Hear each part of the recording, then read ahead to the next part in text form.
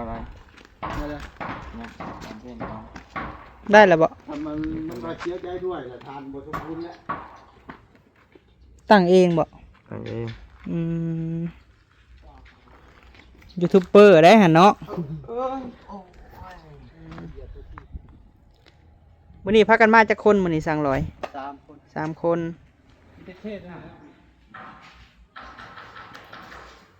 มันจับเหลี่ยมไว้เลยเนาะสั่งเราเป็นคนออกแบบห้องน้ำเพราะว่าคันบกแบบซี่พี่น้องเอ้ย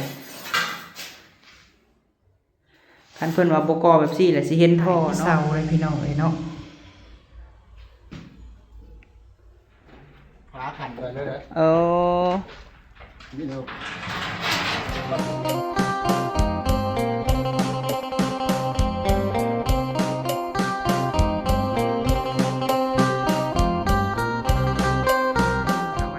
พ่อแม่พี่น้องป้าลุงที่หักแพงบ่าวพามีเบิดสุขูสุคนเด้อพี่น้องเอ้ยเนาะพบพ่อกับบ่าวพามีอีกแล้วพี่น้องเอ้ยหลายมื้อแล้วสร้างเฮาหยุดเวียกพักงานเนาะพี่น้องเนาะทางอ้ายสร้างเหลาสร้างลอยสร้างเมาสร้างวันทองพี่น้องเอ้ยทีมงานสร้างเหลาเฮ็ดเฮือนซานของแม่บิ้งกับพ่อเพชรเนาะพี่น้องเนาะโดยถือว่ามามื้อนี้พี่น้องเอ้ยมาอัปเดตเฮือนคือเก่าเนาะแต่สิทันอยู่บ่เดือน4คือว่านี่พี่น้องเอ้ยขึ้นเฮือนใหม่ใส่รูสิ่งงามเฮือนแม่บิ้งเนาะพี่น้องเนาะเบิ่งตามตัวจริงพี่น้องเอ้ยเพราะว่าสร้างก็มาบ่ได้ครบทีมพี่น้องเอ้ยโดยถือว่ามื้อนี้พี่น้องเอ้ยบ่าวพามีก็มาลัดถ่าเครื่องพี่น้องเอ้ยบ่ฮู้ว่าสิมาตอนเช้าบ่หรือสิมาตอนสวยเพราะว่าบ่าวพามีไปสั่งกะโลเนาะพี่น้องเนาะอันนี้แม่นบินเครื่องพี่น้องเอ้ยบ่าวพามีถ่ายเอาบินเครื่องเนาะเดี๋ยวให้เบิ่งก่อนพี่น้องเอ้ยเนาะเครื่องที่เฮาไปสั่งคือบ่โฟกัสเบิ่งนี่พี่น้องเนาะให้เบิ่งก่อนนี่เนาะที่เฮาไปสั่งมามื้อนี้พี่น้องเอ้ยก็มีอันกะโล60 x 60พี่น้องเนาะ49แก๊สราคา400 บาทตกอยู่เป็นเงิน 19,600 พี่น้องเอ้ยแล้วก็มีกะโล60 x 60อีก12แก๊สพี่น้องเอ้ยเพราะว่าคนละสีเนาะระหว่างของน้ำกับเพื่อนครัวนี่แหละเนาะราคา370นี่เป็นกะโลห้องน้ำพี่น้องเอ้ย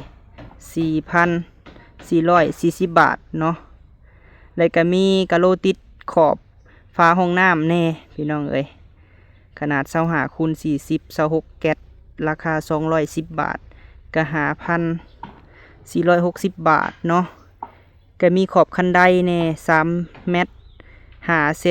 นละ500ก็ 2,500 พี่น้องเอ้ยก็มีขอบยางขาว14 เซนราคา40 บาทก็5,600 บาทเนาะก็มีปูนกาวซาวสอบละ160 บาทก็3,200 บาทพี่น้องเอ้ยก็มีเกลียวในทองกาสร้าง6 อันราคา50 บาทก็300ยาแนวเท่าไรอันนี้4 ถุงละ60 บาทก็240ซิลิโคนใส3 หลอดละ120 360ยาแนวสีน้ำตาล4 ถุงละ60ก็240 บาทแล้วก็มีไม้ละแนงที่มานาฟ้าอะไรพี่น้องมาเห็ดขอบมันเนาะ4 เซนละ70ก็280มีกิบหลอกกะโล5 ถุงละ80ก็400ก็มีคอนยางของสร้างอะไรพี่น้องเท่าไรนี่ฮะ200บ่หรือ160นี่แหละ2 อันละ80 818 826 160 บาทพี่น้องรวมเบิดแมน37,940 บาทนะพี่น้องเนาะที่เฮาซื้อมื้อนี้พี่น้องเอ้ยที่เฮาสั่งเครื่องให้ทางแม่บิ้งมื้อนี้พี่น้องเอ้ยโดยมาถ่าเพิ่นมาส่ง ค้าประจำพี่น้องเอ้ยมาส่งน้ำลังก็ได้มาอัปเดตเบิ้งพี่น้องเอ้ยเวียกงานเฮาเป็นจังได้สร้างปัญหาก็มาเริ่มงานตั้งแต่เลือกตั้งผู้แทนพุ่นแหละพี่น้องเอ้ย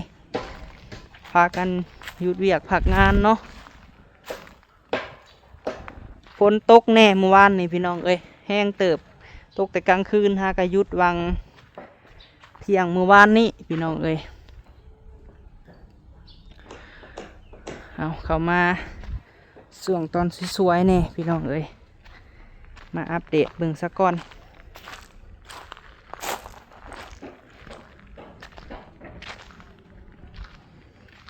นี่บันไดเพิ่นสาบแล้วเนาะ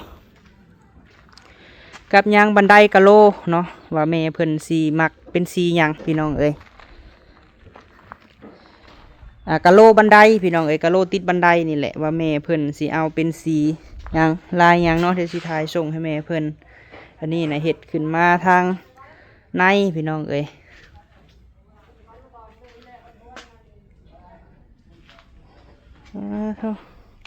สร้างมิดใส่หม้อยแท้มื้อนี่ป้า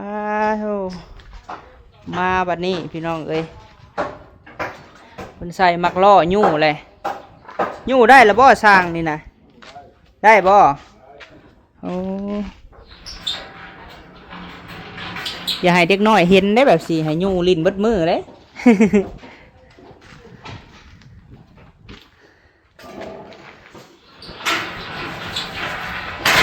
โอ้มายุดอยู่นี่บ่นี่ค่ะ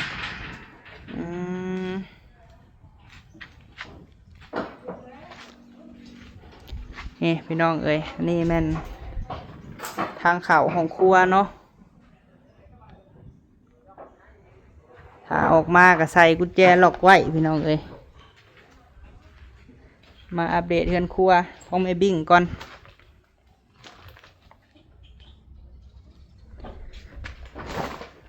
โอ้เพิ่นใส่อันซิ่งเลยเนาะใส่อันเคาน์เตอร์เลยเตรียมสีเทได้นี่เนาะสั่งเนาะเตรียมสีเทอันปูนพี่น้องเอ้ยเคาน์เตอร์อันนี้หันมีซีที่เราซื้อมา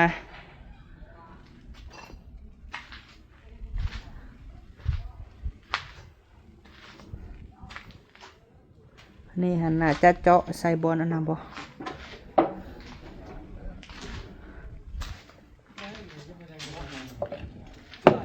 สบายดีเด้อสั่งร้อยเด้อเป็นอะไรว่าบ่สบายค่ะแค่นี้แล้วใครแน่แหละพุ่นเราไปกวดพุ่นเราเป็นหยังพักผ่อนไม่เพียงพอขาดน้ำขาดน้ำขาดน้ำต้องเพิ่มน้ำเนาะใช้สั่งเราวันทองไปใช้เลยวันทองไปตั้งทิมมันวะโดยนี่เนาะอันนี้หันพอดีเลยถมดินใส่นี่พอดีเพียงหน้าดินเลยเนาะถมเลยปัดปูพื้นบัดหน้านี่กะบ่เห็นเล่นบ่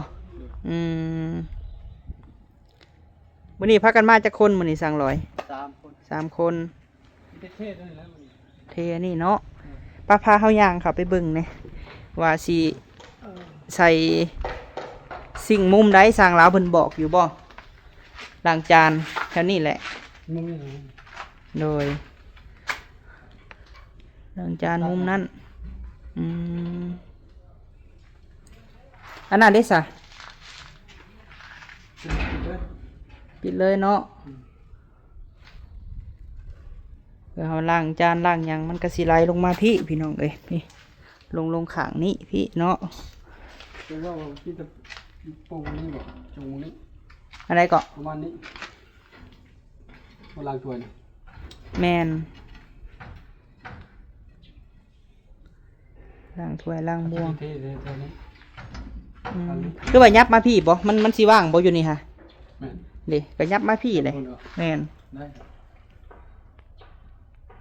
เพราะว่าในหันเฮากะอันนั้นเลยเนาะเฮาก็สั่งเครื่องแล้ววานในหันไปสั่งเครื่องสั่งหยังให้เพื่อนบ่ทันมาส่งกับบันทองว่าให้สั่งเล็ก2x4เนาะเล็กอันนี้บ่พอ8 เซนให้สั่งเพิ่นมาเลย จักหน่อยเพิ่นสิมาส่ง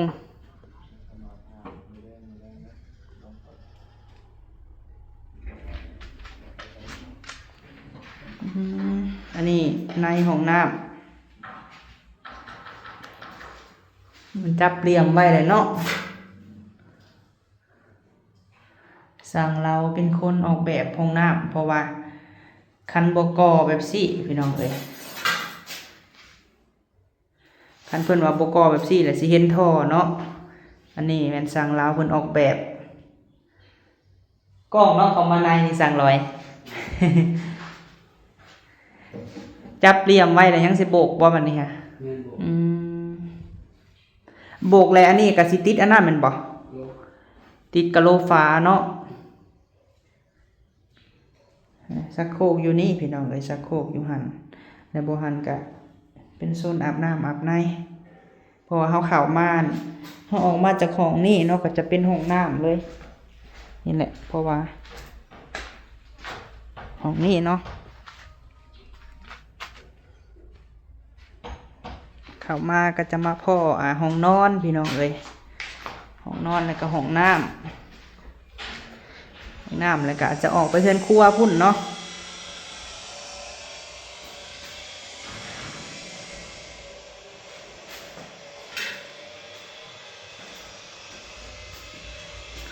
ขายคือเสาเลยพี่น้องเลยเนาะ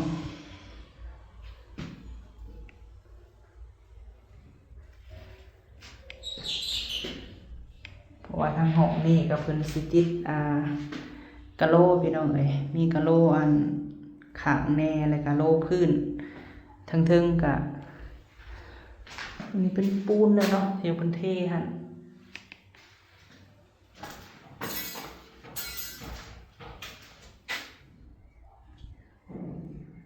ห้องครัวกว้างพี่น้องเลยลง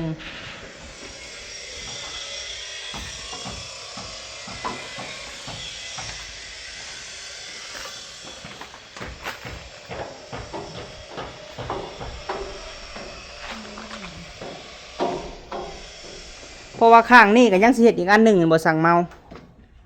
อันเฮ็ดเก็บสกันนี่บ่ขาขันไปเลยเลยนี่เนาะประตูนี่ฮอดจะกินสินะตอนนี้เขาก็เฮ็ดขาขันไปเลยขาขันขึ้นไปเลยเนาะ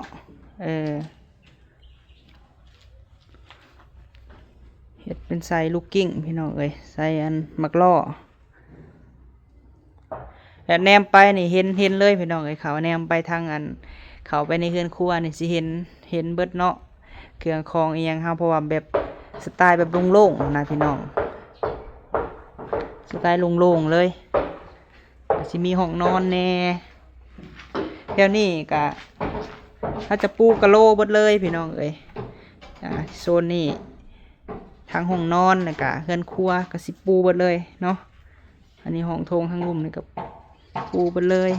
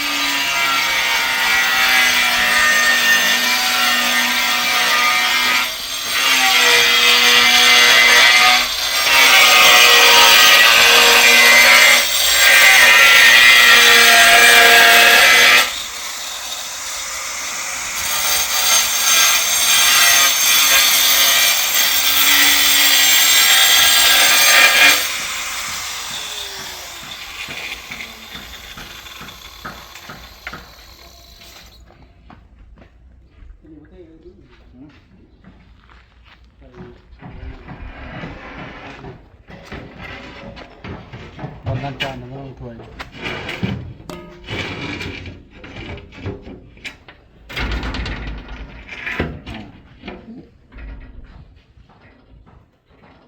เขายืนทางนอกเนี่ยพอดีเที่ยงอันนี่เนาะเที่ยงหน้าท้องว่ะในทางในก็พอดีแต่ว่าเขายืนทางนอกนี่ทางจะ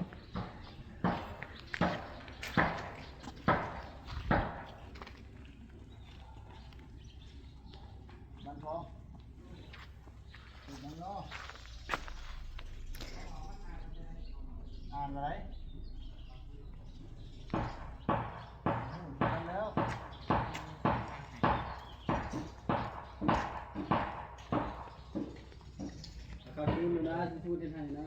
ได้แล้วบ่ ช่วยมันหน่อยเชียร์ใจด้วย เป็นยังค่ะวันทอง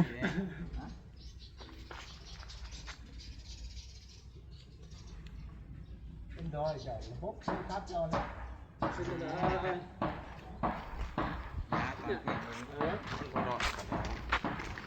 มาอะไรมาเลยเนี่ยทำเพลงเขา ได้แล้วบ่ มันมาเชียร์ใจด้วยแต่ทานบทสมบูรณ์แล้ว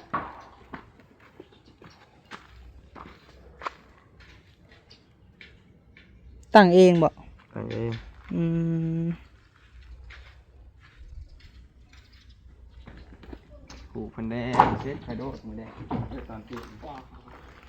ยูทูบเบอร์ได้หั่นเนาะ เหยียบตัวทีบได้บาดเลยน้ำมันไม่ก่อมาแต่น้ำเป็นของกระป๋องเป็นของกระป๋อง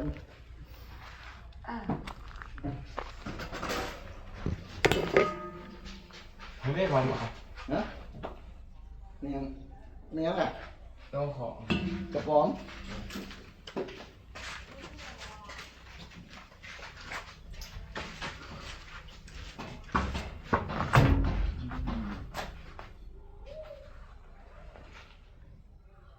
อันนี้เลยวะอันนี้เลย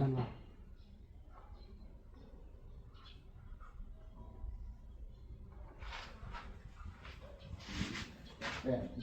จุ๊บจริง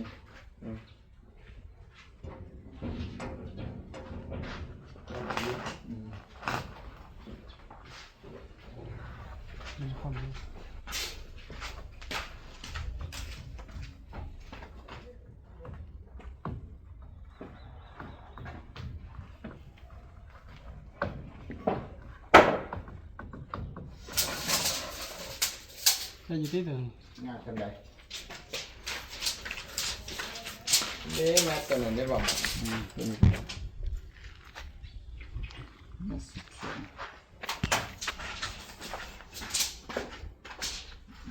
ความกว้างนี่เท่าไรวันทอง60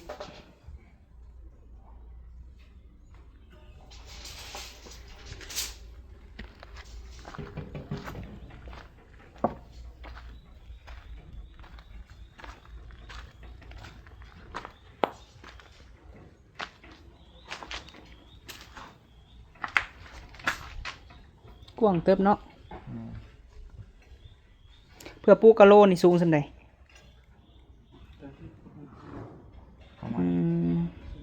ผู้ที่เต็มอันนี้ต่อไปต่อมาตรงนี้ต่อไปครับมันเหลือไปทุก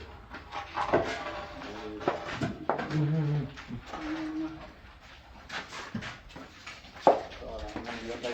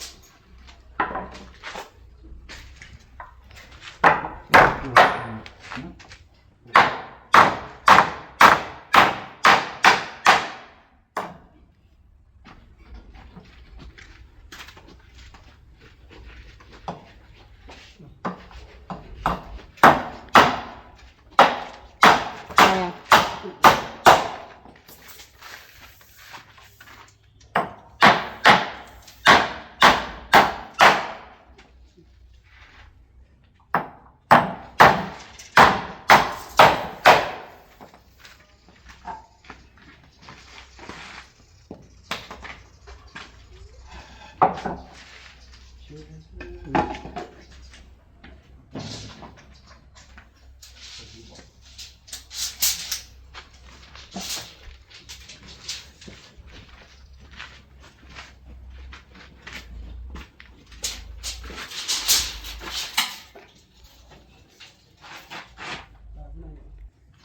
บ่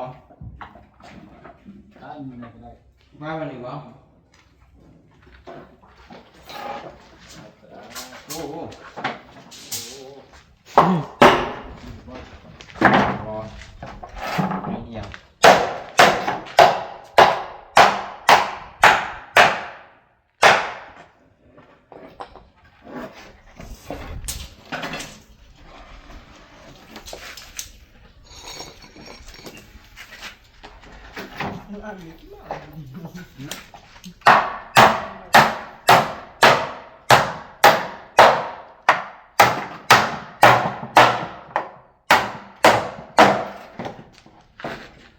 ใส่ยาวเลยบ่วันทอง ใส่เหี่ยวเลย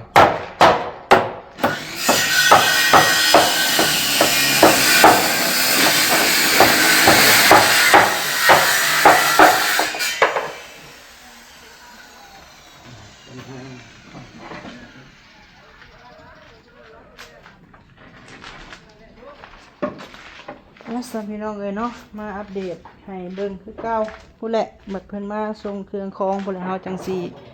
ถ่ายให้เบิ่งเด้อพี่น้องเอ้ยเนาะมาอัปเดตเบิ่งมักล้อพี่น้องเอ้ยเพื่อนครัวของแม่บิ่งกับพ่อเพชรเนาะให้บ่าวพามีเบิ่งให้พี่น้องเอ้ยเพราะว่าบ่าวพามีสิอยู่ใกล้แน่เนาะแนมไปก็เห็นพี่น้องเอ้ยบ่ใกล้กันเฮือนบ่าวพามีกับเพื่อนแม่บิ่งนี่ใกล้กันพี่น้องเอ้ยบ่ไกลสิประมาณ50 เมตรนี่แหละระหว่างเฮือนบ่าวพามีมาเฮือนแม่บิ่งเนาะวันนี้ก็มาถ่าเครื่องพี่น้องเอ้ยพุ่นแหละสิมาถ่ายให้เบิ่งน้ำหลังเด้อป้าลุงเอ้ยขอบคุญขอบคุณทางพ่อกับแม่หลายๆมื้อนี้ทางสร้างเพิ่นก็เฮ็ดอันนี้แหละพี่น้องเอ้ยแล้วเพิ่นมาบ่ครบกันเนาะว่าจังไดก็ขอบคุญขอบคุณให้พ่อกับแม่อยู่ดีมีแฮงเด้อเนาะสุขมันร่ำรวยเฮงๆปังๆการงานการเงินขอให้ราบรื่นเนาะในหน้าที่การงานเลยก็ขอบคุญขอบคุณแม่ป้าพ่อลุงที่หักแพงเบิดสุขุสุคนพี่น้องเอ้ยที่เปิงคลิปแต่ต้นจนจบเนาะแล้วก็บ่ขามโฆษณาพี่น้องเอ้ยไปสำหรับคลิปนี้สิได้จบคลิปเด้อป้าลุงเอ้ยพบพ่อคลิปหน้าเนาะพี่น้องเอ้ยสำหรับคลิปนี้ไปก่อนพี่น้องสบายดี